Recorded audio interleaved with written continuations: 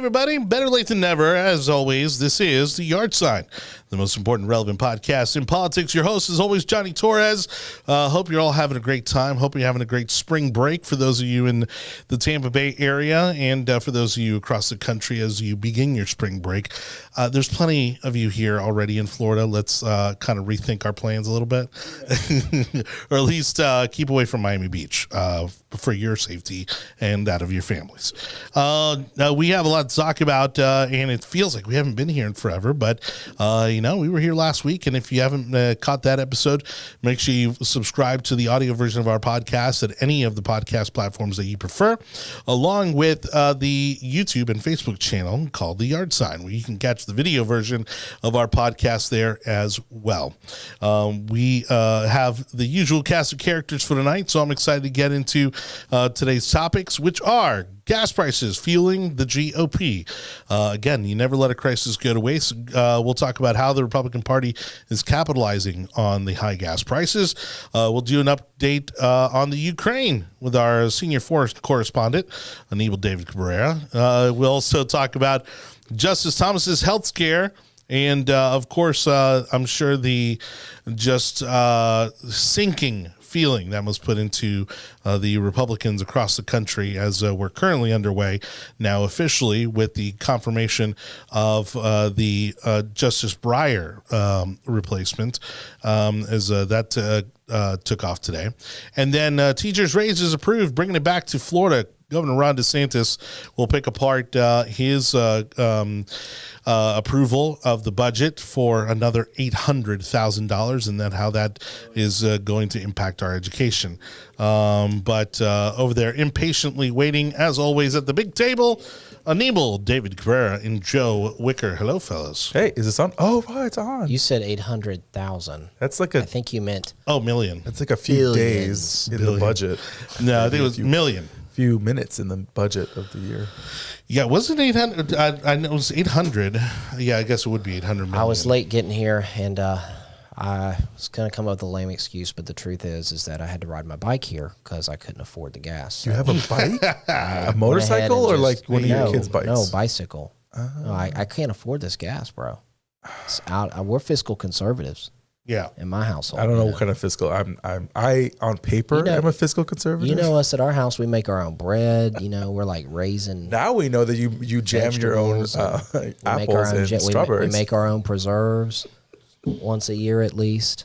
So it's not completely unbelievable that I would jump on a bike and ride here to save some gas. Fortunately, we have all those bike lanes nobody's using. Exactly. I could verbalize and say that I was on a bike. Those things are dangerous. I would never go on a bike. Oh, my gosh. Stay on the sidewalk. Come on. I wouldn't even What do you want to do? You want to get run over?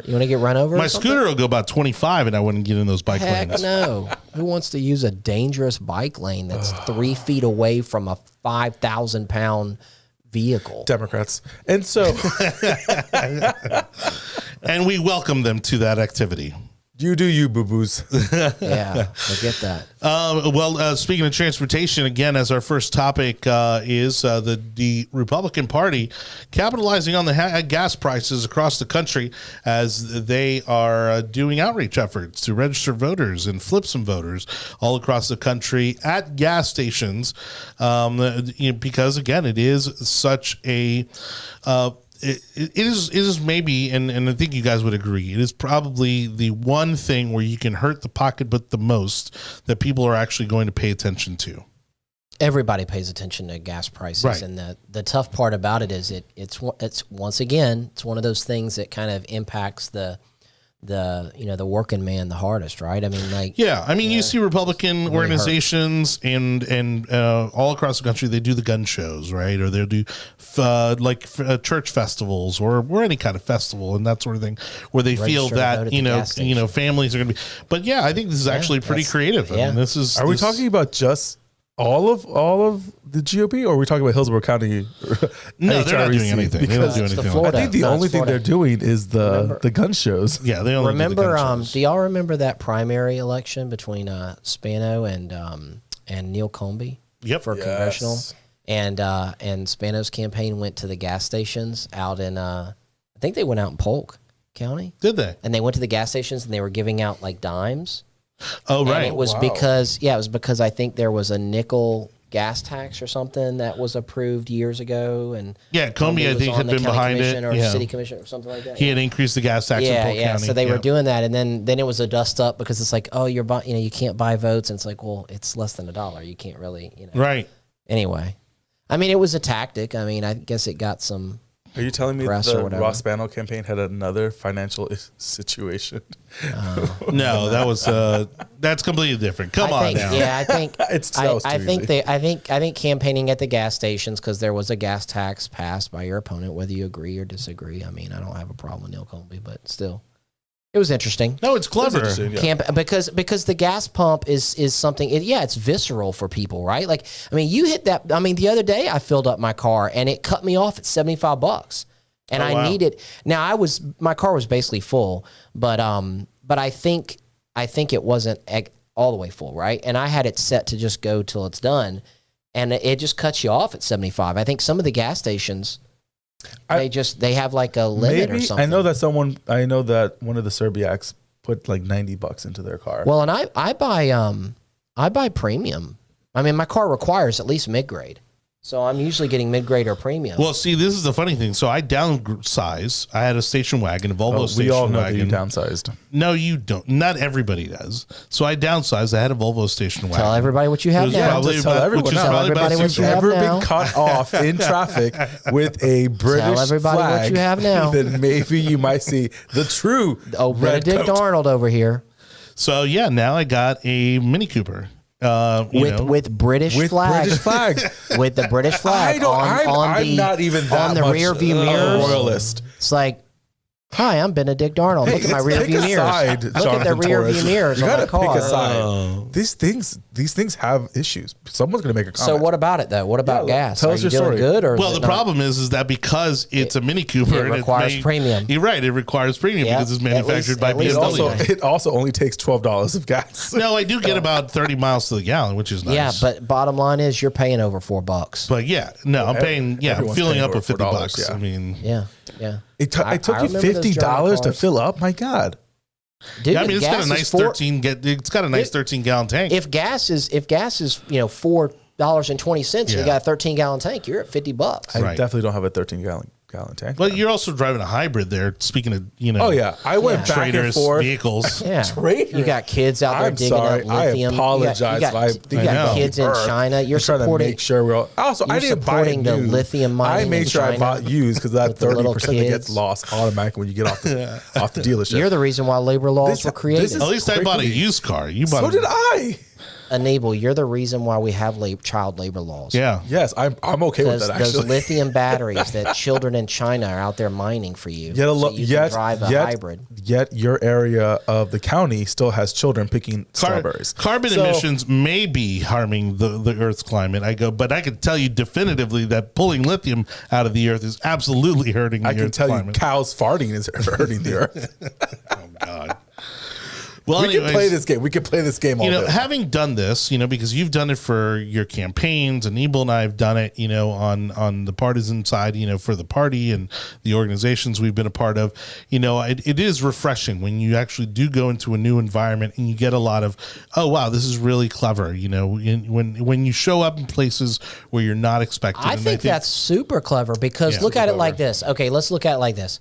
Right, you're on neutral territory. It's the gas station. Everybody goes to the gas station. Republican, Democrat, Independent, right? So roughly 38% of the people you talk to are going to be Republicans, 38% are going to be Democrats, and somewhere in the middle is going to be independents, right? But everybody there has to admit that gas prices are high. So when you're there and you're there as a Republican candidate or a Republican organization registering people to vote, Republicans are going to agree with you. Independents are going to agree with you and potentially want to register. And Democrats are going to have to agree with you, but they're just going to be like, yeah, whatever. But, okay, you're right. Gas prices are high. And they just have to accept it as you give them the "Let's Go Brandon" chant. Well, they and I should think play that's that been a big song on a loudspeaker while they're out there. I think that's been a big part of this has been the stickers. and now there's a variation of stickers, and the stickers have actually become more aggressive. Yeah, you know, and saying like, popular. I think it's funny because it started off with the ones of just him just pointing at the gas price. Yeah, you know, now it's like I did that. Now it's literally saying if you voted for Biden, like this is what you did. Yeah, are they getting more aggressive? Oh yeah, I saw like a whole slew of them. Facebook is constantly advertising those things to me. I'm not buying stickers and defacing the gas. Isn't it a crime? You're not committing crime. I know. You're not. Is it a crime? It's, I don't know. I'm just asking. It is property. It's state property. It is, yeah, because it also you can't tamper with it, and that would be technically tampering. What about the people that drew mustaches and horns on Nikki Fried's face? Well, that's just expression of free speech. Is that defacing? It's not government property. It is checked. You're tampering with by the government, but it's not tampering with something. Define tampering. Define government. Well, in retrospect, I mean, imagine if we had let Nikki Fried keep her original stickers on the gas pumps. Right. I'm glad they took that off because I mean, she was campaigning, bro. Come on now. It was. You're campaigning. But right now, you cannot use your office proceeds to campaign. Right? Wouldn't that have been the best thing? Like for Republicans right now, would have been to just let her face on the gas so pumps, she could get a look, catch some blame. You know she's over there, yeah, and you know she's in her campaign office thinking, "Man, that worked out. That worked out. She dodged it big time." Yeah, because imagine your face being plastered on every gas pump across the state. I hadn't thought about that, and that's what people are going to associate you with. So evidently, Hector Gonzalez is paying $5 a gallon because his car is a turbo. What does that mean? He just wanted to let you know he had a turbo. That's all. He ain't complaining about the gas. You know, if it wasn't for this turbo that I have. What I say? Don't you have a good job now? You can afford it. That's right. If it wasn't for my dual overhead cam twin turbo supercharged something or other, I'm not going to lie. I wouldn't have to buy this Driving gas. Back and forth to Orlando this weekend, having to drive up there to back there again. Who drives back and forth from Orlando? It took maybe a quarter tank of all of that with gas. I was very happy. That's like part of a probation sentence. And for the next 2 years, every week you will drive back and forth from Tampa to Orlando. If you have a hybrid, it works out. It works out, especially with the traffic in Orlando. That's like a Grady Judd sentence. You will drive. Well, I was all the way to Orlando. I was kind of doing the rough math, and honestly, because I had seen a Tesla, which I'm obsessed with, for about 35 grand. A used one. It was a used one. Of course. One of the first ones that came out? I don't don't remember. It doesn't matter. It was a Model S. It was a Model S. It's like a 2007. Batteries are about to be, got to get new batteries for $20K. You replace them with AA's all the time. It had 100,000 miles on it, but they say that the batteries are going to last about 500,000 miles. So that's what they say. Okay. On the first generation? Anyways, again, those facts aside, so you have a $35,000 Tesla Model S, and then I was also looking at my Mini Cooper, right, which was about half the price. Yeah, and that was a tough buy. I know. Imported from. Well, I'm thinking about it now. It's like shit. Had I known that the prices of gas were going to triple, but I mean, I think I would have been in the positive. Would you not know that Biden's in the White House? I don't understand. There's a limit, guys. There's a limit to what people are going to pay. Allegedly, it's not gonna go much higher. Well, the media is already all excited because it dropped 20 cents. Yeah, it dropped a little bit. Here's what's interesting, though. Think about this, and this is bad news for the Democrats. We're getting ready to hit summer, and gas prices traditionally go up in the summertime because people are driving, right? So that's you also know the second part of that. So even if gas prices are coming down a little bit, you're getting ready to get hit with the summer bump. Well, the second part of that is that they switched to a different blend come summer. Now that once winter's over, because we're now in spring, so we changed a different. They changed Florida, to a different blend. Matter, right? Not in Florida, right? I think it does all to nationwide. It's up north. The second blend, that, right? What is? He's talking about blends of gasoline. I'm thinking that sounds like a cold weather thing. Yeah, I don't think that's an issue in Florida. I think they still supply. It still contributes to cost. Okay. Well, either way, it's summer's on its way, and people start driving. Of course, Floridians go inside and shelter in place. That's right. Floridians shelter in place. We do. Well, I mean, what sucks is for the people that have these heating bills. You know, like these heating bills. Yeah. It's like where they have to pay for like oil, and they have. That's right. Sucks for them. Isn't that weird? Like as a Southerner growing up, I'm like, why are you buying oil for your house? I'm like, it's bad enough that you have to deal with snow. Now you got to pay more. I remember growing up thinking, like, what are you doing with it? Like, but if anybody have a should radiator, if anybody should be getting charged more for a season of weather, it should be us. It should be us. Yeah. I mean, but they literally have to pay to deal with snow. We build nuclear power plants, and that contributes to our energy reduction. They still use radiators in homes. Why do people live up north? You know what? We should change this conversation, because then these people are going to want to move here, and then we're going to have even more problems. Do you arrange your furniture where it sits closer to the radiator? Yes. Do you put a fan at the radiator and blow it this way? How do you think they get apartment fires up there? I just imagine like little tiny 300 square feet New York apartments with a little radiator. That I can see working. I burnt myself on my thigh when I went to go visit family because they had a radiator in the restroom. You're not supposed to sit on it. I didn't sit on it. I didn't sit on it. I was trying to get in the restroom and I got burnt.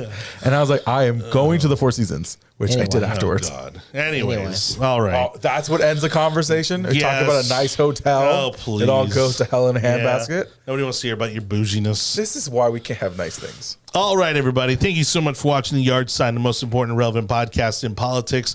Jonny Torres, Joe Wicker, Anibal, David Cabrera talking about this week's news and politics.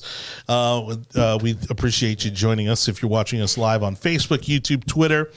We also have the audio version of our podcast, which you can find just about anywhere on the podcast platforms over at the Tech Overlords at Google, Apple, Spotify, Audible, Amazon, Odyssey, iHeartRadio, and Samsung podcast platforms. Subscribe, leave us a review, share it with your friends. We greatly appreciate it.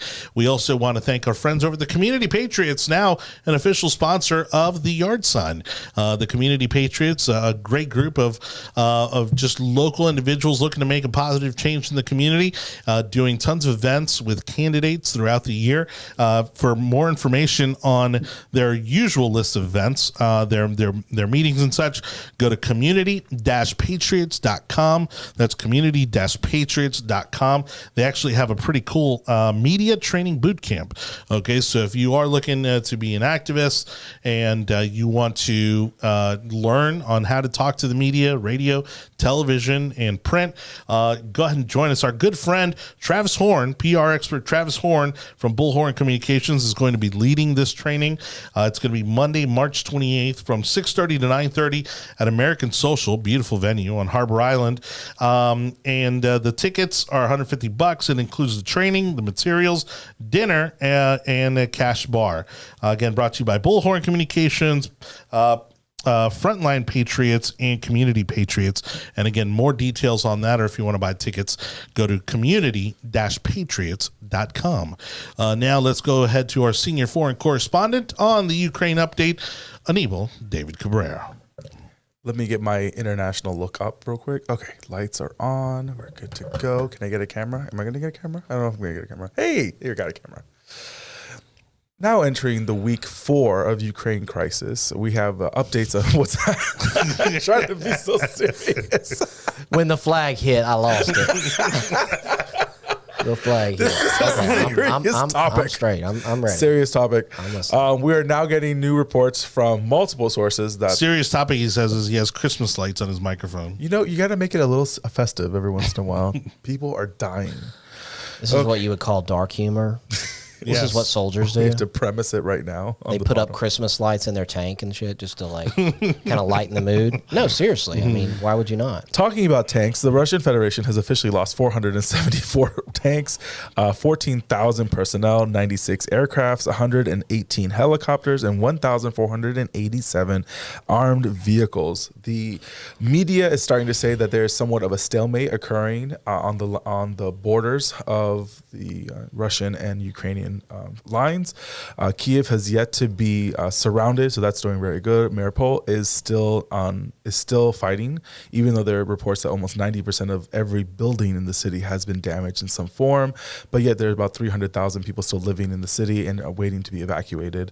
Odessa, the last remaining big port in Ukraine, is still a holdout and is yet to get surrounded as well. So we're now entering into week 4. I still say we get some kind of peace agreement, not peace agreement, but just a ceasefire before the end of the month of March. I would love for that to happen. I don't see it pushed back any farther than maybe end of March, somewhere in April.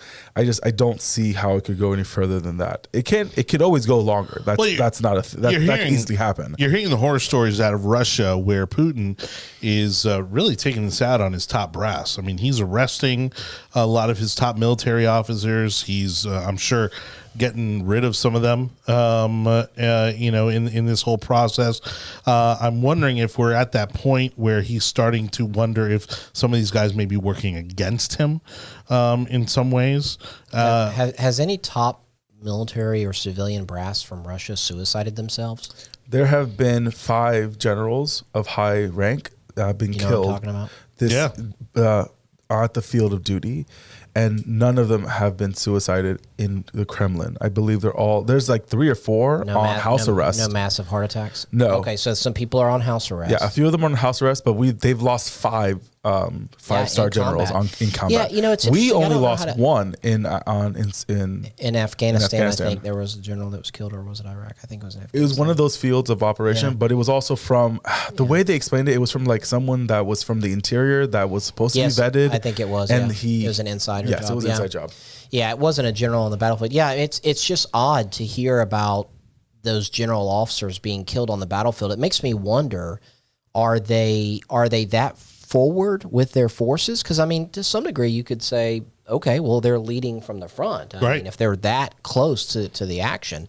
But on the other hand, that also it just seems odd to me or the battlefield is so crazy. Like there is no front lines. So one of the generals was killed when he made a call from his personal cell phone to his relatives different. Yeah, and that he got caught and then got blown up.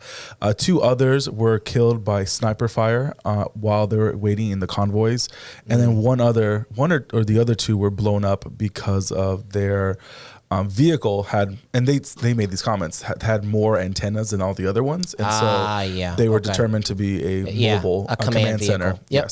And they got taken out as well. Yep. And then there is I think up to 6 ships now moving from the Russian port into Odessa to see if they can start doing bombings, and they've already knocked out 3 of those ships. So it's quite fascinating to see how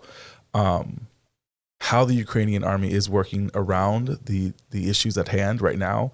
And so it's quite fascinating. Something that you said earlier, and I want you to go in on this, that it's easy. It was logistics when it comes to the United States. You had no matter what field of operation you were at, you had like the best kind of food on Friday, something like that. Because right now what we're seeing is that the Russians can't even do 100 miles away from their forward borders without having issues with like food and gas. Whereas the United States, when they are in the field of operations, they have the logistics is insane. Right. So there's what I was saying is that we have what we call FOBs, or forward operating bases, and then out from that you have like COPs, combat outposts, and regardless of the location. Obviously, kind of the living conditions get worse the further out you go, and you're kind of in an austere environment. Certainly in Afghanistan, I don't know. I mean, I was in Iraq where it's pretty urban for the most part, but unless you're really out, like in the Anbar province. But I mean, we had surf and turf on Fridays. Oh. Steak, lobster. I love that. And I'm serious. That's what it's called. We had midnight chow. That's great. In some of the dining facilities. You might have remembered KBR. Kellogg Brown and Root. It was, I think it was a subsidiary of Halliburton, or maybe it's a completely different company. But remember, there was all this dust up over Dick Cheney being an investor and all that. Anyway, KBR was the big company that had the contract. Okay. And they would run the dining facilities. Gotcha. And these dining facilities would rival anything that you had in the civilian world. So is that no longer a role for the military where they kind of work the kitchens? It's mostly outsourced. Yeah.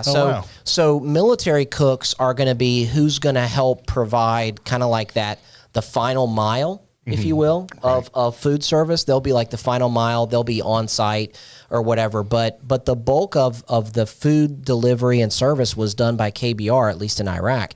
And I'm serious. We would go on missions and be out all day. And our goal would be, we're just people, right? You're just human beings. It'd be like, hey, it's getting late. We don't want to start nothing. Like, it's 11 o'clock. We're not taking no crazy routes. Yeah. We're not trying to get into nothing because they close midnight. Because chow is starting right now, and they're going to close up in about an hour. We got to get back because I got to get me a mint chocolate chip milkshake, okay? You know they got those milkshakes in there tonight. But the point around that, though, is that in all seriousness, I mean, in some ways, it seemed odd to me that we had such great supplies, right? It's like, wait a minute. How important is this war? Like, if we're just sitting, like, soldiers are gaining weight out here. Like, this is crazy. I'm not kidding. Yeah. So the point, though, is that the American military has the ability to supply the personnel almost in perpetuity. I mean, we supplied personnel over 100,000 soldiers. We supplied them for 20 years. Mm-hmm. Without missing a beat. Things only got better. You know, my first deployment, there was no air conditioning, there were no toilets, there was no taking a shower, everything. It was a very austere environment. When I went back in 2007, the local Iraqis had satellite TVs, they had internet cafes, smoothie bars, I mean, and all of that was due to the American presence and our logistical capabilities to support not only ourselves, but the locals. So it's just, when that's what you have, you can not only feed your soldiers for a long period of time, but you can keep morale up. Because I'm going to tell you what, a hot shower and a hot meal is a morale boost for troops. Go a long way. And when you go a long time without those supplies, and especially if you start thinking that it's not coming, okay, now if you think water isn't showing up, you have to change your whole plans. Now it's like, okay, we were going to conduct this operation, but what happens if I literally run out of fuel and I'm stuck inside of enemy territory? Well, now we're seeing that. Okay, yeah. So now you're having to conduct your planning process differently, because if you're a Russian leader trying to develop plans, before you execute on that, you need to know that you're going to be able to make it to completion. Yeah, that 20 or 40 mile caravan outside of Kyiv with the Russians before they disbanded it, I think they were saying that almost 70% of it was because it ran out of gas. Like, that's the reason why it stopped. And then they couldn't feed their people, and that's why they didn't have drivers to drive anymore. Well, consider this. When people say things like when people talk about, oh, they have 150,000 troops, invading. What I think of is, okay, so you're telling me that they have to supply 150,000 gallons of water every day. And that's 150,000 meals ready to eat, some kind of military ration, which are typically high calorie content meals. So one a day is enough to keep a soldier going. They're not going to be happy, but they'll survive. So you got to produce 150,000 meals and 150,000 gallons of water every day that you have those soldiers. And I don't think anyone on the Russian side was expecting that. From what we've been told so far, the Russians were expecting them to be welcomed in Kyiv. They were expected to be welcomed when they crossed the border into Ukraine, and that the people would recognize them as liberators and celebrate their entry. And again, I don't think they planned any of the logistics that we're seeing now. The drop of people just begging for food. When you have Russian soldiers begging for food when they're the invaders, that's insane. That's absolutely insane. I wonder how much of that is like them really starving, and it's just like, look, they're Russians, okay? Their moral compass is going to be different. Yeah, but they're 18-year-old Russians, right? And yeah, even worse. So they're invading a country. So they're going to rape and pillage their way through that country. If they're, I understand what you're saying. I'm just saying them stealing from a local store cigarettes, Cokes, and snacks is not necessarily an indicator that they're starving. It's that it's there for them to take because they're marauding invaders. From what you're seeing from the Russians that are being taken, or that are being captured, and that are surrendering to the Ukrainian forces, is that one, they weren't expecting to fight, because they were being told they were coming for training, and they said they were being lied to, and because they don't have access to what's happening around the world. If you just got captured, you might your statements to your captors would probably not be, different. I've been training up for this for the last 6 months and I'm super stoked to be here. I agree with that. But what we're seeing now is that the capacity, don't trust what a POW the capacity says. of what the Russians were where everyone was afraid of has not materialized. And if we want to make sure that the Russians don't do this to other countries, we have to make sure. I say this with a grain of salt and not to sound like a war hawk, but I do feel that we should be giving the Ukrainians as much support as possible. And we were kind of talking about this at the beginning or right before we started taping, was that I don't like the idea of having American troops on the ground to figure this out, but this has to be resolved fairly quickly. And the reason why I say fairly quickly is because planting season for the Northern Hemisphere is starting next month. And when you have the number 1 and number 5 wheat producers of the world fighting and no wheat is going out to the rest of the world, this is going to cause humanitarian issues on a level that we have not seen since the 50s and 60s. That might draw people in.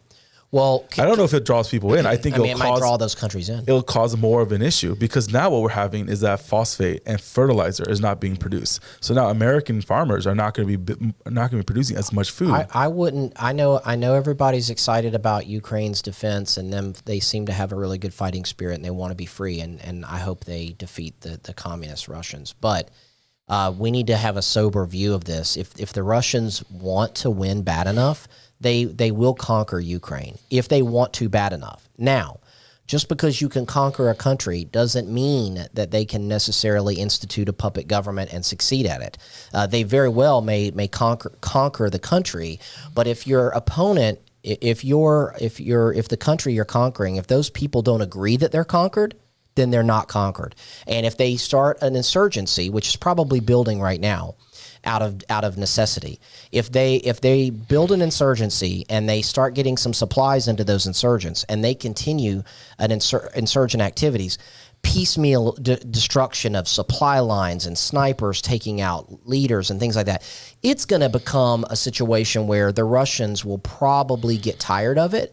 And right now, based on the numbers you gave of tanks destroyed, that's like 10% of the tanks that they have in inventory. Now, granted, it's probably some of their crappier tanks, but nonetheless, a military losing 10% of its armored force can't exactly replace that quickly. This is not World War II communist Russia where they got tanks rolling off the assembly line. Yep. So, and no one's going to help them redo their military like we were in World War II because we were, allies. So I don't see this as being I don't see the near future as being very positive for anybody involved. Correct. All right, everybody. Thank you so much for watching and listening to The Yard Sign, the most important and relevant podcast in politics. Now, as you know, we've been experimenting with Clubhouse, and we are streaming live currently on Clubhouse. You can follow me, Jonny Torres. You can find me pretty easily on there, or look for The Yard Sign, as that is the name of the room that we have open right now. We're going to go ahead and try to go to it. Hector's hanging out in our Clubhouse room. Are you there? Yeah, you hear me? There we go. You sound great. So we've been trying to get you on for the past few weeks because I know this is a topic that you're watching very closely and a topic you care about deeply. And so go ahead and give us kind of your perspective as to where things are right now.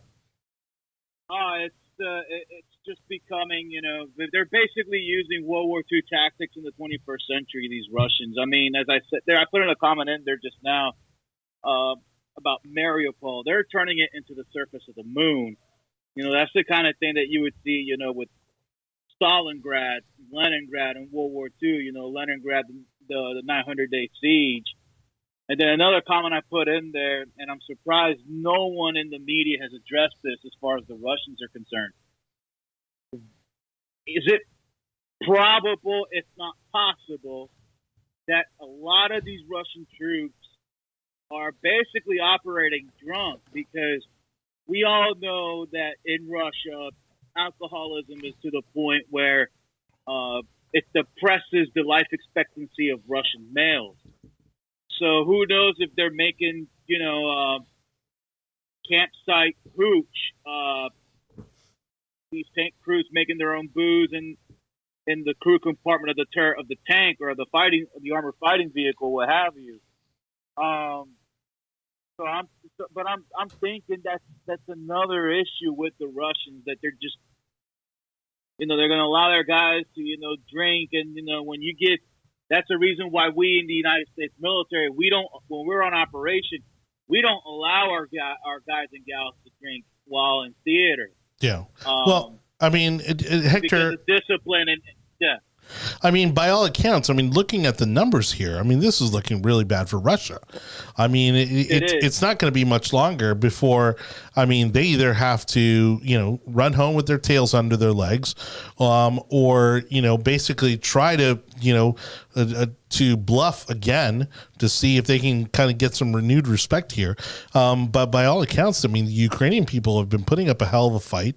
Zelensky doesn't seem all that worried about going out in public. He's been visiting hospitals. He's been visiting, places where a lot of the victims are staying.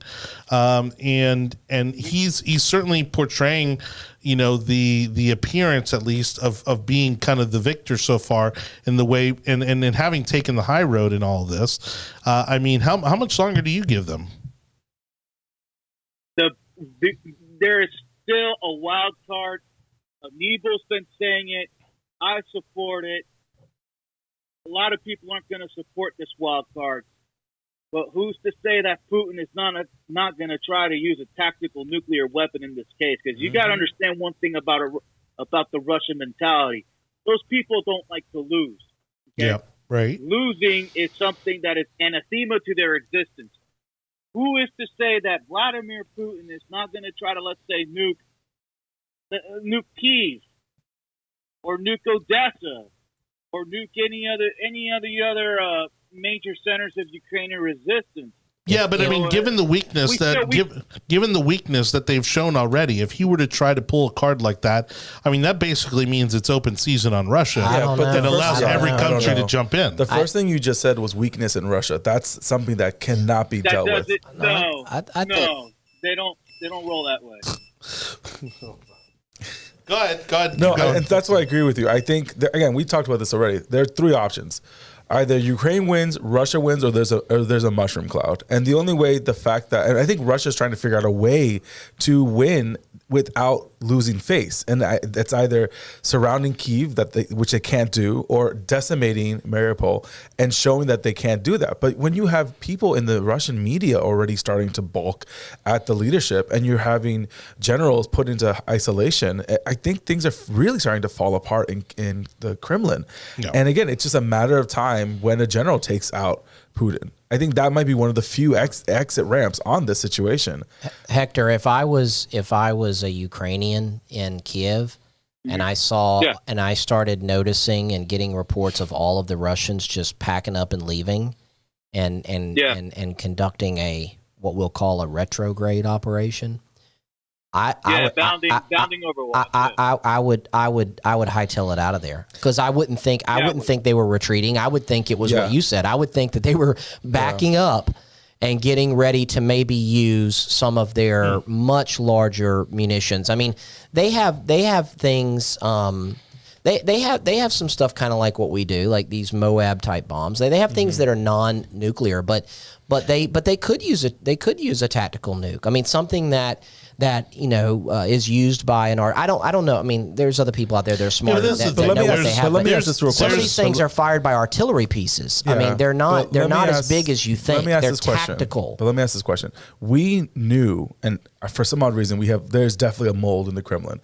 We knew to the day when the Russians were going to invade. We knew to the day when they were going to start bombing. So, do you think they wouldn't be able to find that information out before he did it? I think our intelligence sources would probably be aware, but tactical nukes are something that can be as small as an artillery shell. And so it can be fired from an artillery piece. That's why it's called tactical. It's a small in its blast radius. It's smaller. It's more contained, but it's devastating in its effect, right? And of course, there's a psychological aspect there too. Essentially, it's nuclear. So now you have an NBC environment. So now you have a nuclear, biological, chemical type protected. Yeah, but if they're already doing this poorly, and don't you think that if they escalate the situation, that they're basically inviting all the other foreign powers to come in to the equation? The reason why Putin invaded was because he wasn't afraid of Europe or the United States. He thought. So what's going to make us do something now? We're not going to. We have completely stopped what he thought we were going to do. He never thought Germany was going to engage with NATO. How are they? How is Germany engaging with Ukraine? You said in NATO, they're in NATO. How are they engaging with Ukraine? You know that Germany has a couple things here and there. Germany has. Well, they're giving them supplies. And Germany weapons. canceled the Nord Stream pipelines from Russia. So right there, so Russia was under the impression that he could break the back of NATO, which was having Germany and France go against each other. And then what we did as a nation and as a world is we basically dropped a nuclear bomb on the financial system of Russia when it came to them completely being removed from the system. But I think you got to understand the mentality of Vladimir Putin. This is a guy who doesn't really see things obviously through a moral point of view, or even economic or a financial point of view. His thing is history, legacy. The man wants to be another Peter the Great. The man wants to be another Joseph. Another Joseph Stalin. I don't think another Vladimir he Lenin. did not he wants expect to be the guy that reunites the Russian. Correct. The Russian and to Empire Hector's come hell or high water. To Hector's point, I think it's a very Western way of thinking when we say, okay, if you keep it up, we're not going to trade in your stock market. Okay, if you keep it up, we're not going to buy oil from you. We're going to cancel our financial contracts. Don't you think that the Russians considered all that? You don't think that Putin knew if they considered all that, if they considered all that, they wouldn't have. No, they didn't. If they would have done all that, then they wouldn't have had. What was it? I think it was like $17 trillion in not trillion. It was $500 billion in offshore accounts, which they no longer get to because they were not expecting this kind of financial breakdown when it comes to them. The Russians were not expecting the financial hit. Right now in Russia, it's to the point right now in Russia where you've got old people fighting for bags of sugar in supermarkets. Mm-hmm. They're running. It's looking like the Soviet Union in the mid to late 80s right now, as far as their economy is concerned. But Vladimir Putin doesn't think about that. He thinks about his legacy, how he will be seen in Russian history. He wants to be on that level of Rurik, who was the founder of the Russian state. Did you see to Hector's point? Did you see the rally that he did at the stadium? Mm-hmm. With all the flags and all of the paid or forced attendees. They were government employees. They were government employees. 250,000 people in Moscow cheering this guy on. Yeah, the news reports say that this looks like a Hunger Games situation. Honestly, it looked like a rally from the Hunger Games. I don't think Putin expected. I mean, he used words like cleansing. He used words like cleansing, but also, and I don't know if that's an Eastern European thing. Like, do people know what cleansing means or sounds like it means? 4 months ago, Putin was talking about how Ukraine was the cradle of birth of the Communist Party, that they need to be brought back in, and that they are a jewel of the Russian Federation. And now he's talking about cleansing the entire country itself. Again, he was trying to blame Zelensky for being the one that was acting like Hitler and committing genocide. Zelensky is a Nazi. Didn't you know? He's a Jewish Nazi. Jewish Nazi. All right. Thank you, Hector. He's gonna hang out with us in Clubhouse, and you can too if you want to look us up on Clubhouse. Follow me, Jonny Torres, or search for the Yard Sign. We've got a room open now, broadcasting live there. Again, Hector can hang on as we jump into our following topics. Justice Clarence Thomas has a bit of a health scare. Sounds a little COVID-ish, but they are saying that so far it's more like flu-like symptoms. So I don't know what the difference could be there, but so far the reports are positive. He has been working, I think, from the hospital or from home, and attending some of these meetings and hearings virtually. And so obviously things for now seem to be looking on the positive side of things. But, how nervous do you think this makes Republicans, especially given that A, Biden's in office, and B, we're currently underway with the nomination to replace another justice? Well, I think the media is just jumping on this and making a mountain out of a molehill, because remember when Ruth Bader Ginsburg was sick? Well, their mouth starts to water. Yeah. Remember how, no matter how sick she got, and look, it's not like we're dancing on people's graves here. We don't want people to get sick, but no matter how old and how ill she got, which was obvious to everybody, they were showing pictures of her in the gym, and the reports were always like, oh, she's fine. She's reading and writing opinions from her hospital bed. Remember, they were like, always, she could do 100 push-ups. Yeah, exactly. And I mean, look, that's wonderful, right? Like, if that's true, I mean, that's great. And from all accounts, she was a very healthy woman up until the end of her life, which is the way it works for everybody generally. But yeah, the media was covering for her until basically like she was dead. Like it became public record. Like, okay, she died. I mean, like now you have to, now you can't hide it anymore. Now you have to talk about it. But with Clarence Thomas, they're just salivating at the bit. I mean, they're just waiting, because this would be such a huge deal. Well, and he's so hated by the left because he doesn't fit the he's narrative. African American, right, and B, he's conservative, Not allowed. and his wife has also been a very hugely formative political figure, which She they've went tried to. went to a Trump rally. Well, and they've tried to make her a very controversial figure, and saying that she's somehow been pulling strings, in the Supreme Court all these years. Let me ask this question, Johnny and Joe. Do you think Democrats were upset because he was black or because he was a Republican when it came to the Supreme Court nomination?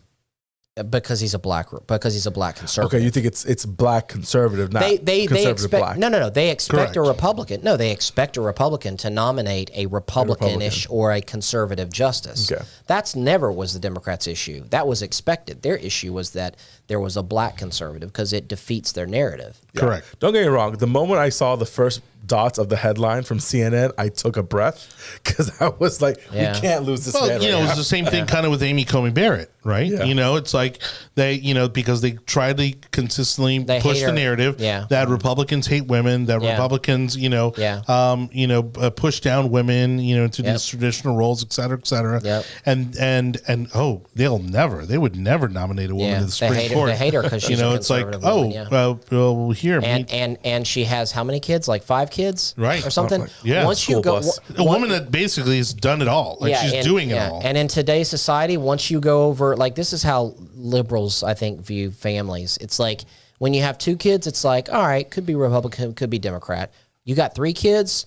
high likelihood that that's a Republican, right? Yep. You got 4 kids, that's definitely a conservative, ultra-conservative. Yeah. You got 5, oh, damn it, they're homeschoolers. Dang it. Like, they might as well be the Duggars. Point. It's like when, when they find out you got 5 kids and you're Catholic, the whole pro-life thing, they know that they have no hope with you. Right. So when do you start being seen as a Mormon? Is it like after 8 kids, 9 kids? What? That's 6+. That's 6. Okay. I just want to make sure there's a line. 6+. Well, with them, all you have to do is say, where were you between the ages of 18 and 20? It's not the United States. If you say, well, I was actually in Kiev, Ukraine, they're like, why were you in Kiev, Ukraine? By the way, really quickly, because I did forget to mention while we were talking about the Ukraine, but a shout out to Alex Biznar. Alex is actually one of our local young Republicans here from Tampa Bay. He was very active some years ago. Life, his life, and he kind of went and focused on his career. He's from Moldova. Yeah, he actually has left the United States, and he's currently over there which borders Ukraine. Yeah, Moldova. and so one of the things I'm going to work on is to see if we can sort of line up some sort of interview. That would be awesome. Cool. He is actively posting on his social media. Yeah, I've seen it. He recently showed this awesome picture of a couple 12-year-olds volunteering in a tent. Panning out supplies and things like that. It's pretty remarkable when all of a sudden you're like 1 degree separated, from what's happening over there. And again, someone who loves his home country as much as he loves the United States, and he felt motivated enough, drawn enough to go over there and see for himself what's going on and to see how he could help. I don't think anyone's talking about the Foreign Legion that has basically been created to fight with Ukrainians on the front lines. And there haven't been many comments about it because I think it's still very hush-hush at the moment, but they're putting themselves into units. If they speak the language, they're building their own divisions if they have the numbers. So it's fascinating to see what they're doing. And because they're usually special trained because they're coming from the United States sometimes, they're putting them in their own special situations where they're able to go out into the front lines as a cohesive unit. So there's also some fascinating to see what's happening. There's also some negative reports that are coming out where people are posting and saying, don't come out here. And one that I saw today was laughable, actually, because it was like this 19-year-old British kid, and he was on like the British version of Good Morning Britain or whatever, right, instead of Good Morning America. And this kid's like, yeah, I really wanted to go over there and I wanted to put a smile on some people's faces. And I'm like, bro, you went to a war zone to put a smile on people's faces, okay? Yeah. Your liberal school that you grew up in has done you a disservice. You're about to learn the way the rest of the world operates, okay? And so he went over there and, of course, had no equipment, no training, doesn't know anything, doesn't know how to fire a weapon because you're not allowed to have weapons in Great Britain, doesn't have any kit. Nothing. He goes over there thinking he's going to be a volunteer. He gets conscripted. He's like, yeah. And then, when I signed the contract for the military, I'm like, bro, you signed a contract to join like the Ukrainian, international military or whatever it is, And it's like, what did you think you were getting into? And he's talking about the environment. Oh, it's terrible. They have nothing. It's like, bro, you went to a war zone. Yes. It is week 4 of a war. Yes, it's an austere environment. No, they don't have Wi-Fi right now where you're going, and they're going to give you a weapon and send you to the front. But what Elon did you Musk think said you so. were doing? Right. Well, yeah. Elon Musk is actually providing more internet than people would have thought. No, I know. But that kid, I didn't care what he said because he was just a young liberal kid who was idealistic and he realized how the world worked. He came home a conservative probably. Yeah. But then there was this veteran. I think is in the Army. He came back and said, like, listen. Once you go in, if you don't have a vehicle, you're probably going to be stuck.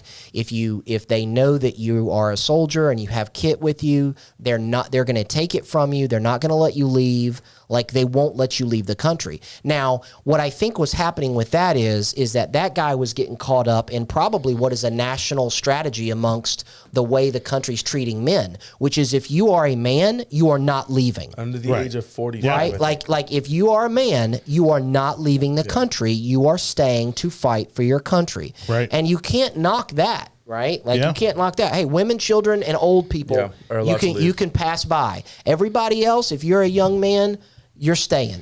At the moment, we're at, I think, almost at 10% of the 40 million Ukrainians have been displaced. And this brings up a good point, though. This brings up a good point. You know why those Americans and Canadians and Brits and whatnot that are going there are having a problem?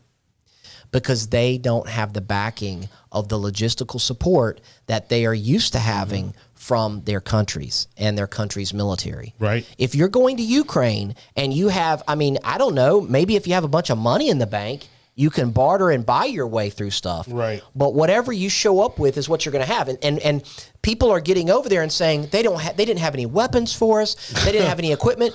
What do you think? Right, exactly. What did you think they were going to have? Well, and it goes to show you how disconnected we are here from the reality of the rest of the world. Of course, the problem is that you probably can't travel. How are you going to get to Ukraine with your AR and all your kit? So Poland.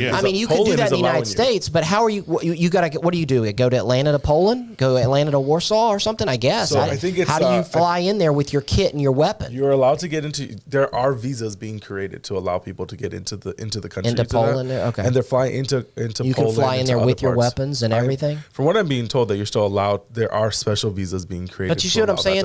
If young men are like, "Hey, let's go," and maybe they bring some kit with them, maybe they bring whatever they've got. They pack a bag and they roll out. They show up and they get sent to the front, and it's like, "Hey, grab a weapon off the next dead guy you see." Yep. That's the reality of war. That's the reality. That's the reality of the situation. Yeah. And I think that Westerners are showing up like, well, wait a minute. Where's the DFAC, Defense Finance? Where's the mess hall? Right. Where's there's no midnight chow here. When we were in Iraq, we had little Rip It energy drinks, and I could stick a chocolate milk in my cargo pocket and roll out. Like, no, bro, you ain't got none of that. You don't have any of that. All right, real quick, because we went off tangent there. Back to the Ukraine topic, but I know Hector wanted to chime in quick on the Clarence Thomas thing. Go ahead. Hey, just wanted to say, when you guys are touching on RBG, what that the notorious against notorious RBG, notorious. What that expressed, is that the DNC, the Democratic Party is furiously hanging on to this idea of gerontocratic government. Ooh. Joe Biden's about to hit his 80s. Nancy Pelosi is 82 years old. How old was RBG when she died? She was hell in her 90s. So, that's something that has to be noted here. That the Democrats are just turning to folks from the last century. Yet in the Republican Party, we've got folks like Ron DeSantis, Madison Cawthorn. Hector, I got news for you, buddy. Old people don't know they're old. Mm-hmm. Yeah, that is. Old people don't know they're true. old. Nancy Pelosi doesn't think she's 83 years old or whatever she is. She doesn't, or she knows it, but she doesn't think there's anything wrong with that. She doesn't think there's anything odd. Yeah. I mean, you got to think about the way these people believe. They're statists. Mind you, that her last- they think that of course they're in charge. Have you seen the last couple speeches she's given? Dude, she can't talk. She's about like Biden too. Yeah. Well, it's not her fault. She has dentures. That's not her fault. She That's has just dentures? that's just physiology. Whatever aging process. And a hairpiece. But the problem is I that, could tell that one but the easily. problem is that you're in politics, right? And part of politics is your image, whether you like that or not. Right. And so when your image is a lot of what people think about you, and you're getting older like that, you got to get to the dentist. You got to fix that problem. It's like Biden. Biden's thin. He looks good in a suit because he's a fit guy, but he can't walk very well, and so people notice that. So I think what you're getting at, Hector, is that these people that are running our country, they're very old. They don't understand crypto. They don't understand the internet. They don't understand Facebook. Remember that when Mark Zuckerberg went and they're like, A lot of them still don't. how do you make money? Right. And he's like, we run ads. And they're like, yeah, but how do you make money? Yeah. I mean, It was so these funny. people don't understand how a lot of our world actually works. Yeah, right. Exactly. Well, but they goes don't back to view the that as a George, bad thing. Well, it They goes don't back think to it's the a bad George H.W. Bush thing where he didn't know the price of a gallon of milk. Yeah, You know what I mean? right, It's that sort of right. thing. You're Where out of again, touch, these yeah. people are so ingrained in the D.C. culture, in the Beltway culture, that they don't know what the rest of the world is really like. Yeah, Yeah, but I mean, yeah. we all could probably answer the question of how much is a gallon of gas But I cost. would have to ask my wife. Yeah, I would have to ask Lauren I would also. have to Like, ask I have my no wife. idea how much milk costs. I don't really drink milk. And then she doesn't like Yeah. milk either because it's not Oh, God. milked by the certain kind of animal. That she Milk wants. wasn't the topic. Oh, my goodness. I will say, okay, going back to the topic, Ruth, notorious RBG, was 87 years old when she died. At the moment, Hell, almost 90. oh, okay, hell, almost 90. However, right now, I think Clarence Thomas is at 73. So, I mean, he has a few more years. If you really wanted to stay on the bench, he could stay on the bench for a lot longer. He needs to lose some weight, I think. If He's he a would- little heavy set. Yeah, I would like for him to But lose he's a weight. Republican, so that's not going to happen. All right. So, Hector, So going to what's the current ideological balance right now in the Supreme Court? 5-4 conservatives, or still 6? No, it's like a six. It's 6-3, it's but 6 not to- really. It's 6-3, 6-3, but not really. Because of It's a Roberts. 5-4. Because Let's say Roberts. It's a 5-4. It's 5-4 So let's because of say if Roberts.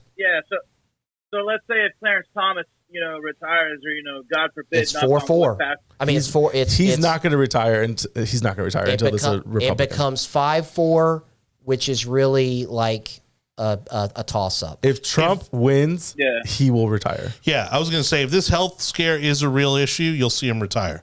If it's nothing, if it's just like a flu thing or whatever, he'll be fine, and he'll be around probably If for this another health thing, 10, 15 years. If this health thing is a real deal, he will do his best, and the doctors will do his best to make sure he stays alive until after midterms.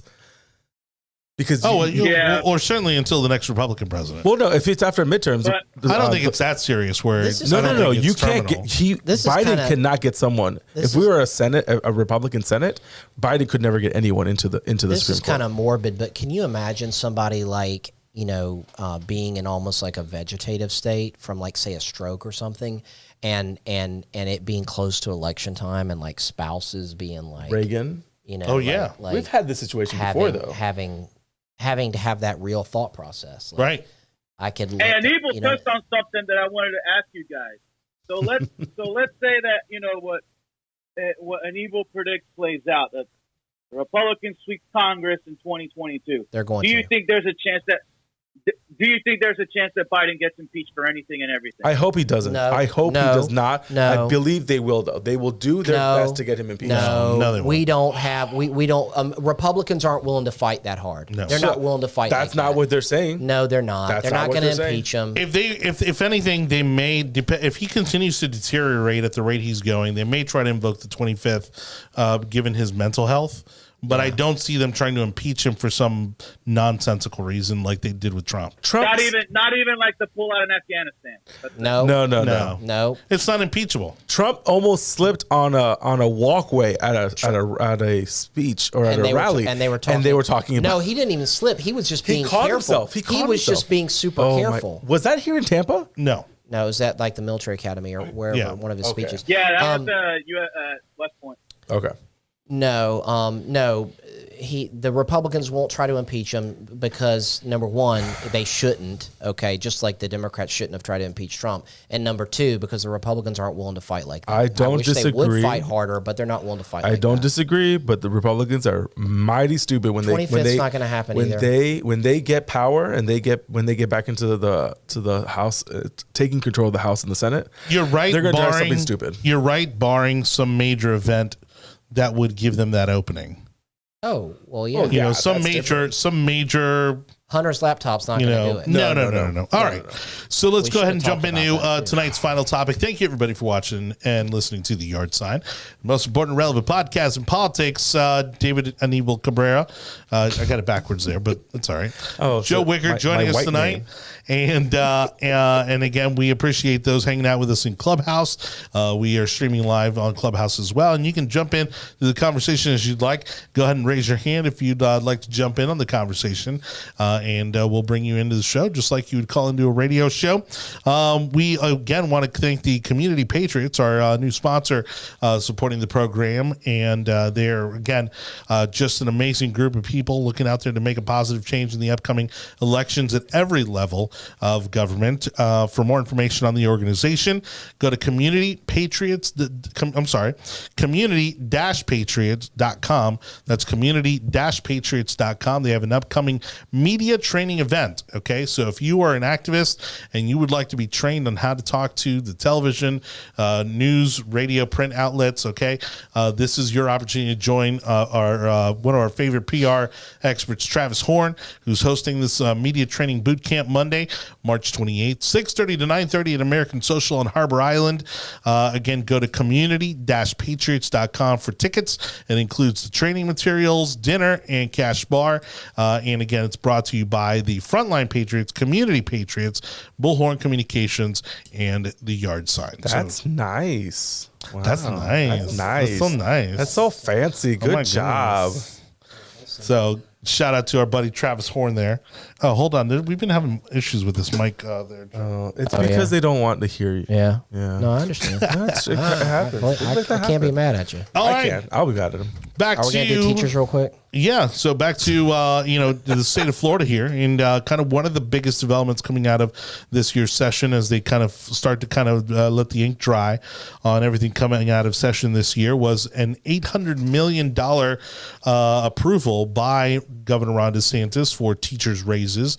Again, kind of the nuance here being that it's mostly going towards new teacher raises or new teacher salaries, which is great because obviously there's been a struggle statewide on recruiting teachers, but the other caveat has been that there's also been a huge problem in retaining teachers. We're going to have that problem now. And it's true. I mean, we hear it from the people around us.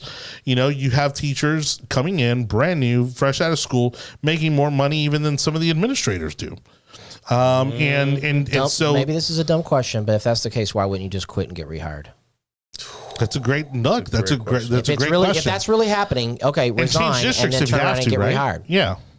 Right. Because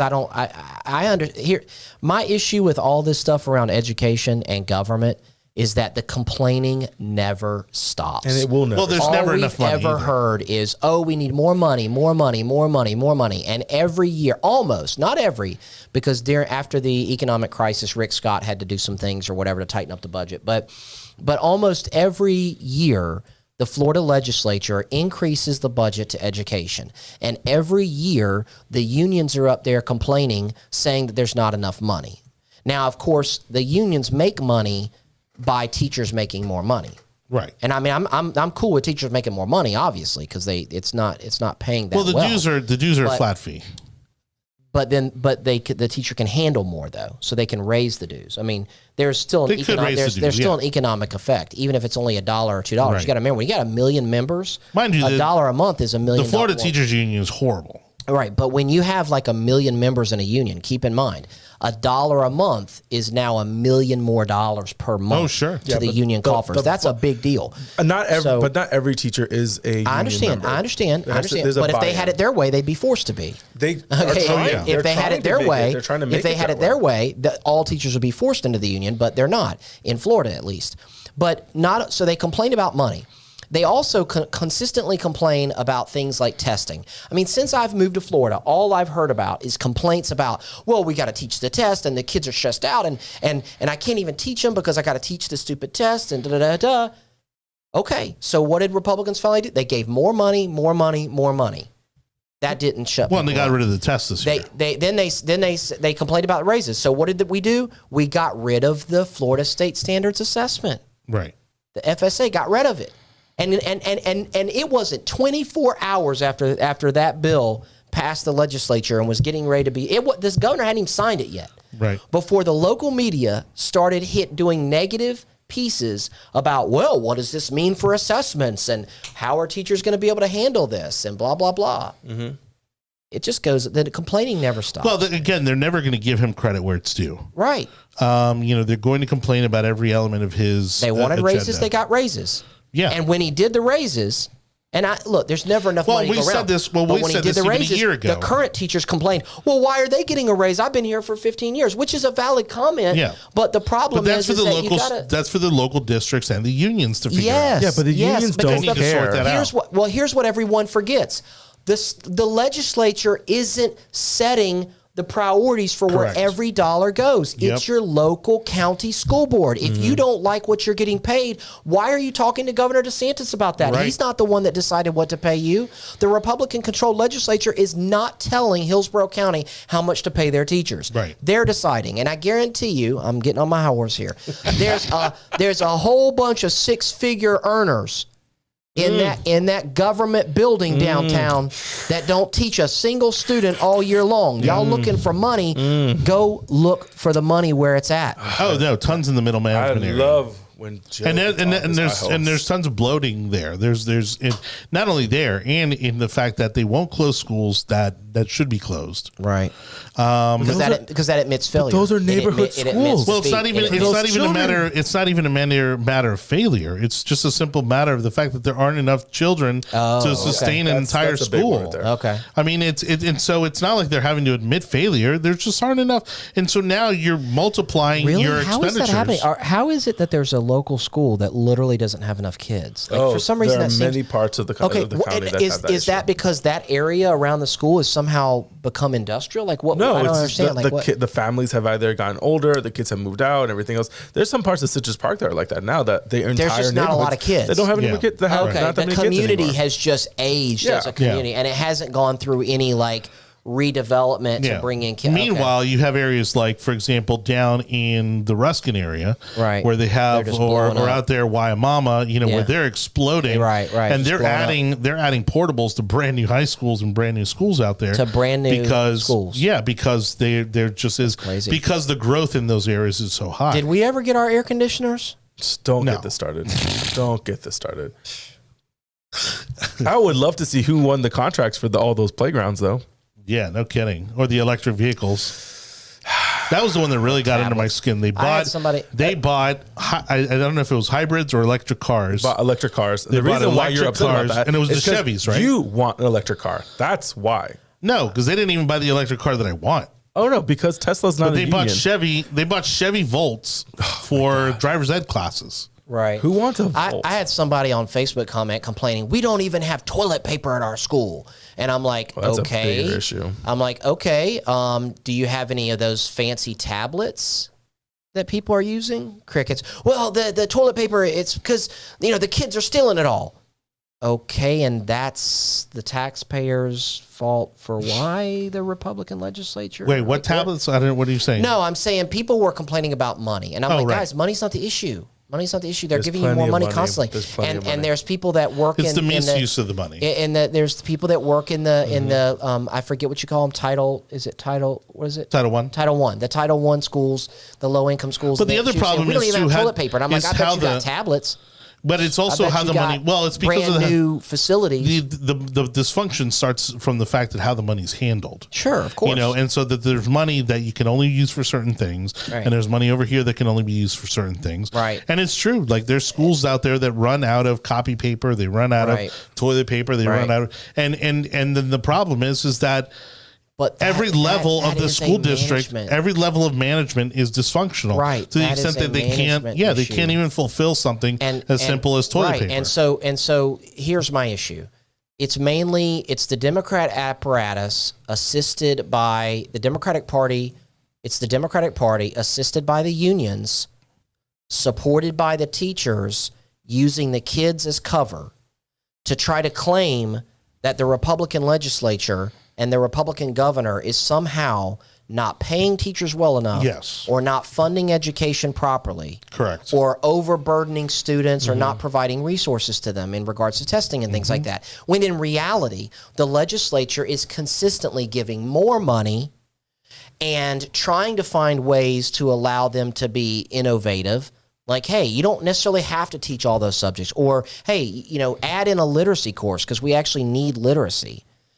Financial literacy, trying to teach life skills, but the Florida legislature can't dictate where every dollar is spent. So the people that are complaining about the money and what the money's being spent on are literally the ones that are in control of the money and where the money's being spent. No, and if the they Florida like to use it as a political issue to blame Republicans to try to win elections. And if the Florida legislature did come in and start to dictate how they would lose their minds. That's right. If they came in and said, okay, fine, you're going to buy this many reams of paper, they would be like, how dare you tell us how to run our county? Yeah. You don't know what's best for our kids. Okay, fine. Then balance your budget then and quit running out of toilet paper. But one of the things that I heard from one of our former school board members, who's a friend of the show, was that they are not willing to make the tough decisions that they need to make to get to balance the books in the way that they should be. Right. They're not willing to make those tough decisions because they're afraid of the backlash from the parents. It needs to happen. It has to happen. Backlash from parents for what? Closing certain schools. That's like the obvious one, right? Because again, if you have two schools, then the parent has to if you drive have two to the schools two elementary schools, let's say, that are close to each other, that have a small population, right? Then the logical thing to do would be to combine those populations, right? Well, inevitably, you're going to piss off one set of parents, but you're also cutting your expenses in half, big all time. right. But the problem is that they don't want to deal with the Do ramifications. you think it's really that, or is that the excuse? Because when you close that school, what are you also doing, right? You're gonna have they have some to staff move layoff. those people. Well, that's what I'm saying. There's going to be some staff layoff. That's the other part, is that there are people that they don't want to get rid of. There you go. And Six-figure salaries that they don't want to. And then they also, because some of those would get absorbed by the new school. Some of it, sure. You know what I mean? So some of those teachers would have to come You got over. more meals to prep. You got more. Yeah, you still need some of those roles. But right. there's going to be some synergy created, and they know it. Right, but again, even at the administrative level, now you don't need two principals. That's right. You don't need two principals. You don't need 4 assistant principals. Right. You don't need another. Yeah,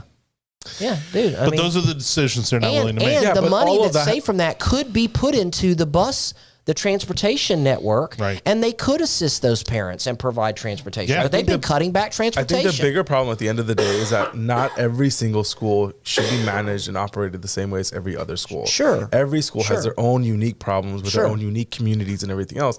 And you can't just wave a wand and try to fix what is happening in these schools. There are huge academic issues, behavior issues, criminal activity that's occurring in some of these schools, and the priorities are becoming less and less about teaching the kids and more about dealing with paperwork and behavior issues when it comes to just dealing with the population that you have at the moment. Again, I have my own connections with the school system. Johnny, you have your own. We all have our own a unique understanding. Yeah, to my connection is I don't have one. Exactly. And so that right there gives everyone a unique perspective. And I really feel that at the end of the day, I think what's going to need to happen is a full audit is going to have to occur when it comes to these school systems and these school departments. And that's where politics got in the way, because as soon as the Secretary of Education, Richard Corcoran, former Speaker of the House, said that we were going to come down and they were going to audit Hillsborough County, guess who he's good friends with? Well, he's good friends with Addison Davis, who used to be of Duval County, which is also the part of the state which Corcoran is from. And so he got him to hold off, and he kind of got him. They were playing good cop, bad cop, essentially. We were so close to getting the school system to have to start writing manual checks out to the teachers, which then would have removed the union dues from being automatically withdrawn from mandatory membership. It would have, because then you would have to then task teachers to mail the dues out to the unions themselves. It would have been that wouldn't have fabulous. Oh, wait a minute. You're telling me there wouldn't have been 100% participation in teachers mailing in their union dues? No. Here's well, and Hector makes a great. Sorry, just real quick. Hector made a good question here, which was: is there a difference in how those $800 million is being spent in rural versus urban/suburban school districts? We can't have that conversation right now. But this is the answer is actually very simple. Is that there again is a transfer that occurs? The money goes into a very specific pot that they are then accountable for, and they have to show that those monies were specifically used for that purpose. But rural counties do get a transfer, though. I'm pretty sure from the budget they do. They get extra. Yeah, because their tax base, because their tax base can't support it. Yeah, right. But here's the one last thing I'm gonna say about this. I'm glad if I don't care what's a new teacher or a current teacher. I'm not getting into that. If they're getting raises, that's good, because no matter what they make, I know it's not enough. But here's what I'll tell you though. It's the issues with schools, and when I say schools, I mean all of it. Okay, the issue can't be solved by money, and here's how. Because if the legislature asks the lobbyists for the school systems and the school boards and the associations and the unions, if they ask them the direct question, you've laid out these problems that you want to solve. How much money would it take for you to solve those problems? They will not answer that question because they're afraid that the legislature will actually give them the money. Yeah.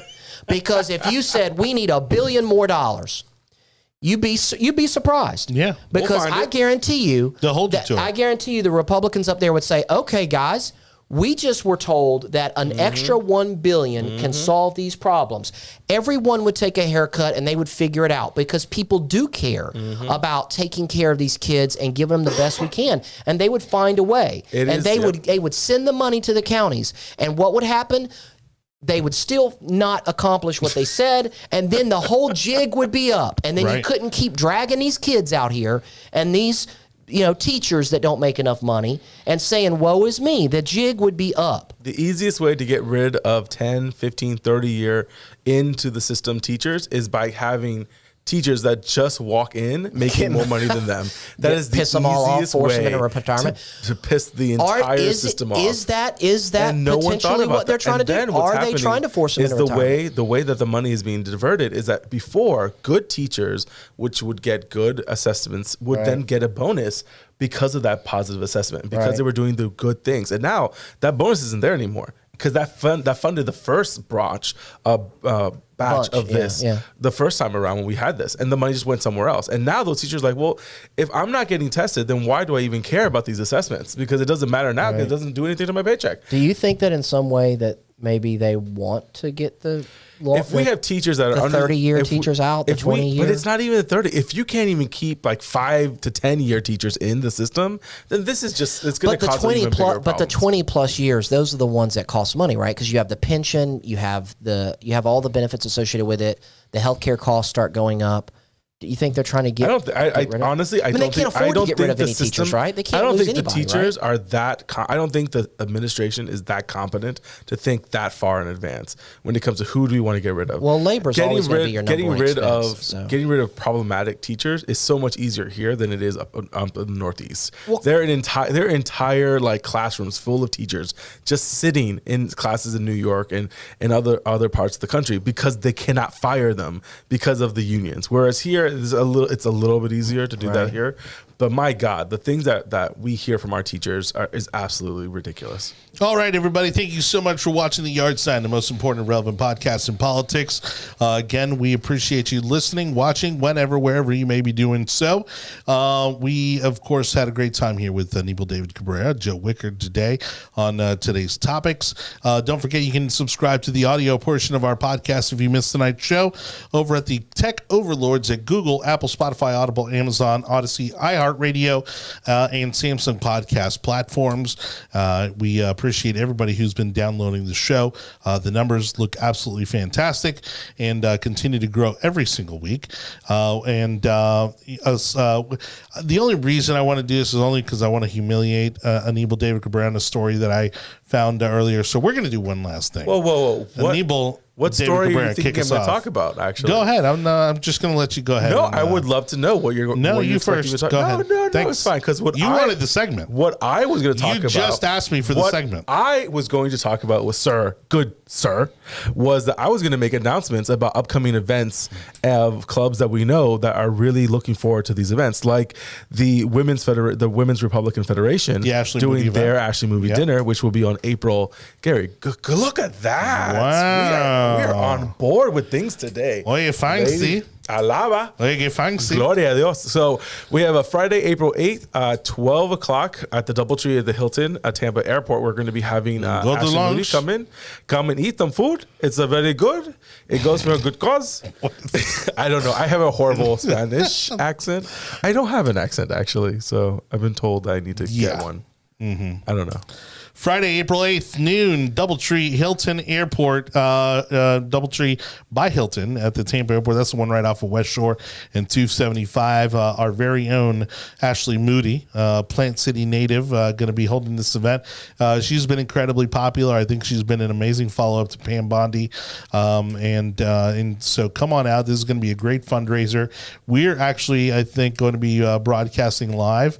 If not, we're certainly going to be filming some content to post for you at a later time. But for more information, reach out to the Florida Federation of Republican Women's Tampa chapter, and that would be led by Terry Castro. Phone number's right there, 813-545-3593 or tcastro@adcpi.com. So again, if you didn't get any of that, just go ahead and message us on our social media platforms. We'll be happy to connect you with that event. And again, our other event that we've been promoting tonight has been our Community Patriots event, our new sponsor here on the podcast. Community Patriots holding a media training event, a media training boot camp with our buddy Travis Horn of Bullhorn Communications. He's going to teach you how to talk to newspapers, TV, media, the print media, and tickets are $150. It includes the training materials, dinner, cash bar. Tickets can be found at community-patriots.com. That's community-patriots.com. Again, brought to you by Bullhorn Communications, Frontline Patriots, and Community Patriots. There's one more event after this that I need to plug, and that is the log cabin. I know we don't got it yet. It just got created. Don't give me that. Anyways, the Log Cabin of Tampa Bay will be hosting a watch party for the Tampa Pride Parade happening this Saturday at 4 o'clock in Ybor City. With no details. No details. They just got hot off the presses. I don't even got a PDF of it yet. Anyways, they will be meeting at Carmine's upstairs at 4 o'clock this Saturday for the Pride Parade starting at 4 o'clock. Again, it's going to be a lot of fun, a lot of events. Last year, they were quoted as booing Charlie Chris, which I thought was pretty funny. Awesome. And that was pretty funny. And I think this year they are thinking of wearing very interesting t-shirts. So let's see what happens. Well, a lot of these influencers, conservative influencers, now live here in Tampa Bay. Oh, so many of them. And typically are showing up at these big things. They're showing up at these big rallies and parades and such. And so I'm sure David's going to probably be there. Oh, yeah. Brokeback Patriot. Rob Smith is going to be there. Yeah. It's going to be a lot of people. It's going to be a lot of fun. Yeah, so hopefully those guys show up, but it's definitely going to be a good time. It's always a good time in Ybor. Oh yeah, it's always a good time until the gunshots go off. Nothing good happens after 1. All right, on that note, 5 p.m. Joe Wicker, did you have anything? 5 p.m. Did you have anything? No, but Tom Brady's back. Yes. Oh, we talked about that. Y'all talked about that last week? We did. Okay. That's so exciting. Thanks for watching. Are you wore out with Thanks it? for watching. No, I don't know if this was an old video that he reposted or if it's a new video that's really piqued my interest. The other buck of him What happened? working out, him throwing passes around to Julian Edelman. Ooh. I know. Well, you know he's got to build a team around him. Yeah. And there's that other guy, I forget his name. We got Mike Evans back, which is awesome. We got Gronk back? Gronk's going to sign. I mean, he hasn't yet, but he's just gonna come out. I feel like him and Tom Brady are just playing backyard football at this point. Like really, no, it's like during Gronk, the come game, on. yeah, it's definitely. like Gronk. You know you're gonna suit up and play, right? Like you know you're gonna play. Like we're not paying you. Yeah, it's like no, just sign the paper. You come on, bro. Like this is backyard football. Put your pads on and quit complaining. Tom's like texting him, dude, just sign the paper. Yeah, like just come out here. Just get out of here. Well, because apparently that's why Mike Evans took the pay cut, was because he got a text message from Tom. And and that whole conversation with Tom. Is it a pay cut or did they extend it out? Like, is it like, okay, we're gonna pay you, but it's in the future? You know what I mean? That I don't know. Usually that's what they're making it out as a pay cut.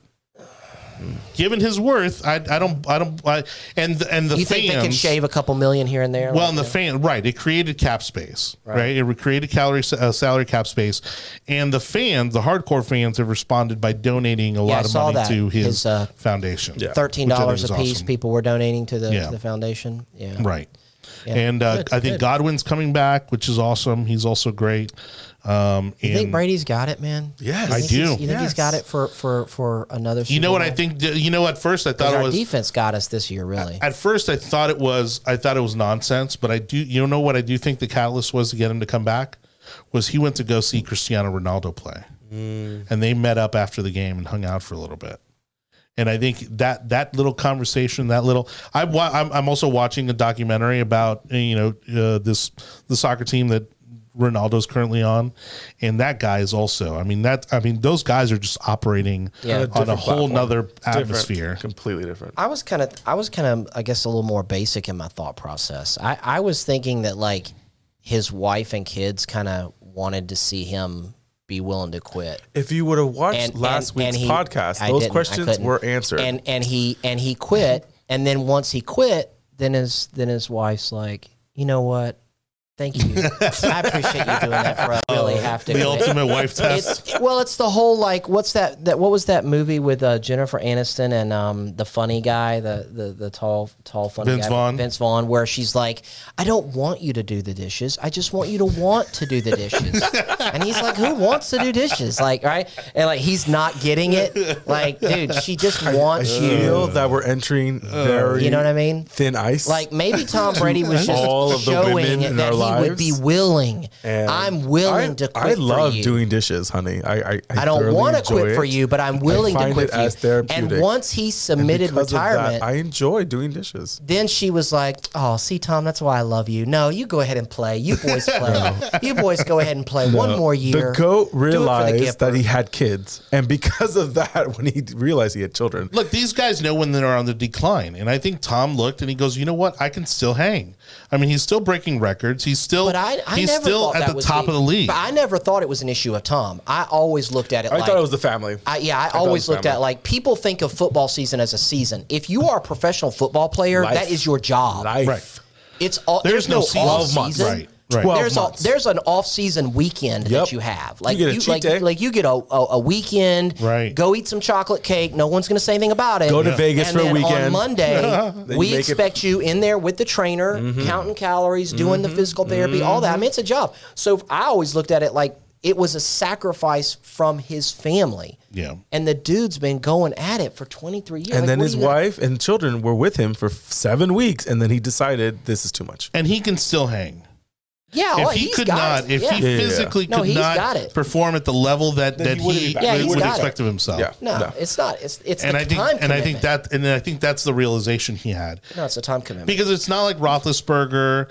You're starting to see it in Aaron Rodgers. We saw it in Peyton Manning. We saw it in all these guys that were phenomenal in their peak. Physically, yeah. But you start to see the decline. Yeah. Like Roethlisberger just wasn't there anymore. It just wasn't the same guy. Yeah. So Hector is saying that honestly he thinks that Tom Brady doesn't want to retire until he wins 10 Super Bowls. Oh, come on, dude. Papi, yo no sé de eso. I know he wants that 7. I know he wants that 7. I think no, 8. He wants 8. He has to play like 10 more years to get that many Super Bowls. I don't think I don't. 3 I don't more know. Super Bowls. How awesome would it 3 be? more Super Bowls. What's That's the insane. oldest? What's the oldest football player ever? Oh, that's actually like in the know. 50s. We'll have Is to it look in the that one 50s? up. Hector, Yeah. come up with it really quick. What's Yeah. the oldest My- quarterback? Yeah, I don't know. Oh, that's different. He's got Those to be kids there. have like a I shelf think life of like he's- 10 years. I He's think gotta be there. I think next year, I think he may end up being the oldest player in the NFL. Gotta be, yeah. Well, and you figure back in the day, like teams would just like Because this season he tied a guy for being the oldest player in the NFL. yeah, because like back in the 70s, they'd just be like, all right, guys. All right, Tom's down. Hey, Johnny, go grab your dad. He played high school ball. Suit up, pops. Let's go. They You also know? weren't making millions Put that of cigarette dollars. down. Put that Right. cigarette down. Yeah, that's right. Get your hind end in there. Well, a lot Like, of let's those guys go didn't take have some any other snaps. options. Those were like second jobs for them. Yeah, Yeah, it was a right, second exactly. job. You know. Yeah. What's Bobby doing? I know we fired him last week. What is he doing? He's down at the dock. Go get Bobby off the dock. Get suited up. Get Okay, down here. Steve All right, DeBerg was the oldest quarterback, and he was 47, No, It's like a Pittsburgh guy. 47, 48 season. what? How old was he? During the season, he started at 47, and then he ended the season at Wow. 48. Yeah, but he wasn't a starting quarterback. He was starting I quarterback. bet you he died at the 49. oldest quarterback was, yeah. I bet that dude died at 49 or 50. All right, my story here to wrap it up tonight. Thank you again to Anibal, David Cabrera, Joe Wicker. Is Wales, and I don't mean the animal. I mean Anibal's favorite country, has decided to outlaw smacking or slapping your children. Yes, that and it just adds to all the reasons why I think it's just loathsome to admire anything that there is about the UK. Okay. Whoa. Good sir, you have gone too far. Look, I think good day, sir. if your child requires disciplining to that level, I think that is a parent's right to do so. I don't think smacking or slapping your child is out of bounds. So what's You going to don't happen? I do happen? think there's a line. I do think there's a line. Obviously, I don't think the government should be telling me what I can and cannot do in regards to disciplining but that's my what they're child. doing. But that's exactly what in they're the- doing. But we the also live in a southeastern- republic, a democratic republic. In the southeastern United States, you'd have to stop selling fly swatters, wooden spoons, Yeah, flip flops. right. Any Hispanic community, you would have to stop selling flip flops. That's right. You know, in my case, it would have been in my dad's They case. put It would warning have been, labels, not used, not usable for Right.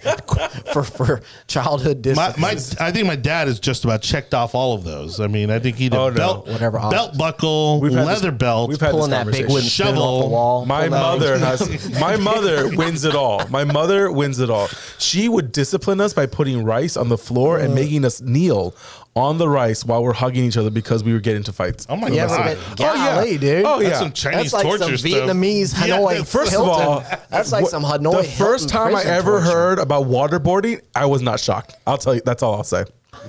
I had no idea what it was until someone told me what it was. I mean, I don't know where my mother learned these things. My parents lived in Germany for a while, so I'll just leave it at that. But my God, the torture chambers that we lived in our house. hey, you really learn how to juke, like in sports. You really learn how to juke in the back of the station wagon while mom's trying to. She's like, I told y'all, be quiet. You I'm can gonna bend stop into all this car. kinds of shapes, and you're like, you know. whoa! Oh. You turn into the Matrix in the station wagon. Right. All I know is that my father made sure that we had the best brakes in the land because my mother didn't do that. She just hit the brakes and she would pull she'd over. brake check. We would do brake checks and pull over all the time. And then before we walked If into the car gets church, pulled over, man. before we walk into church, we'd have the conversation, and then after the conversation, she'd beat us, and then we would walk into church. Before we go into here, I'm telling y'all right now, Don't make me have to lose my ask for salvation. anything. Yeah. We're gonna go into this. You're not thirsty. We're gonna go into this You're Disney not store. hungry. You don't. We're gonna go into this need Disney nada. store. Don't you ask for anything, Mom? It's a Disney store. My dad would bring the pain at Disney. Like he didn't care if it was the happiest place on earth or not. Don't make me pull you off this ride. It's a wonderful. What is it? What's that? What's that It's a magical? small world It's a small after all. world after all. Yeah, I'll pull you right off the small world after all. Spank you right here and now. Oh In front my of that God. freaky little creepy figurine over there. All This right. is why we're all friends because we all got tortured by our parents. So there you go. If you needed one more reason not to visit the UK, there you have it right there. They're gonna end up soft-headed, just like the. I don't know why you're talking inbreds smack. in the monarchy. How do they even spank their kids? Okay, son, right honorable gentleman, turn around. First of all, you're assuming. How do they No. First of all, you're assuming that children live with their parents when they're being raised. They live at the boarding school, and their parents visit them every once in a while. Right. Not everybody's rich in the UK. No, that's a normal system. It's boarding schools and everything else. We don't have public schools. Anyways, the real news coming out of Buckingham Palace, the real news coming out of the UK is the fact that the Queen has decided to no longer live at Buckingham Palace and that she will be residing. Her final residence will be at Balmoral. That is something that a lot of UK residents are very not happy about, but they understand. Because she caught COVID I need you to calm down while I'm talking about the Queen. Caught COVID. Yeah, maybe they'll turn it into a hotel, something useful. First, what are you talking about? It generates billions of dollars to the UK economy. And doing what? So the woman can't even die. There? So the woman can't die in peace. I refuse to have a conversation where it ends. Where is with this the Queen palace? I'm just asking. Away. You're the one that knows. I don't. Where is this? Like a really nice little cottage somewhere? Like where is this place? Balmoral is up. I don't know. Northern part of the United Kingdom. He doesn't know. It's out of. Where is it? Oh, we finally got the laugh reel. I don't know. She's got to stay up there to stay away from all the people, man. Like she caught COVID, man. Actually, Balmoral is visited more than I think it's like the third or fourth visited palace in the country. God, all right, Scotland. And there it goes. I had no idea. And there goes the last two people that were listening to the show. So thank you so much, everybody, for watching. We appreciate you. It's been another edition of the Yard Sale. We'll see you back here next Monday, hopefully about 7:00. In the meantime, make sure you subscribe on Facebook, YouTube, Twitter, all your favorite social media and podcast platforms. On behalf of Anibal, David Cabrera, Joe Wicker, I'm Jonny Torres. We'll see you next time. Good night, everybody.